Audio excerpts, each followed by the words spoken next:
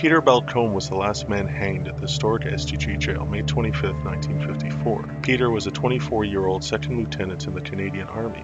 Peter was a married man with 2 children, who embarked in a romantic affair with Reserve Army Sergeant Mary Ann Carrier, who was not aware that Peter was married. It is reported that Mary discovered that Peter was married, and this may be what triggered the violence and tragedy to come. Mary's nude and mutilated body was discovered by a 14-year-old boy in a ditch near Iroquois, Ontario, October 1953. Poor Marie was stabbed several times in the face and through the eye. Police believe that Peter used the bayonet of his rifle. Peter and Marie were stationed at a base in Quebec, Canada, which is where they met and entered a romantic relationship. Peter was arrested 3 days after the discovery of the body of Marie at his home in London, Ontario. Ontario Provincial Police investigated the murder and discovered Marie's clothing and purse in an attic of a vacation home in Woodstock, Ontario, where the murder most likely took place. Peter would have had to have driven the body 5 hours to Iroquois. Blood was discovered in his vehicle. It was never proven where the murder actually took place, which created the question of where Peter should be tried for the murder. Ultimately, he was tried and convicted in Cornwall, Ontario, the district where the body was discovered. He was sentenced to death and executed May 25, 1954. He never admitted guilt for the murder. He climbed the steps of the scaffold in his slippers and showed little to no emotion facing his death. It only took 5 minutes for Peter to be declared deceased. Over 500 people gathered outside the historic SDG jail to listen for the opening of the trap door.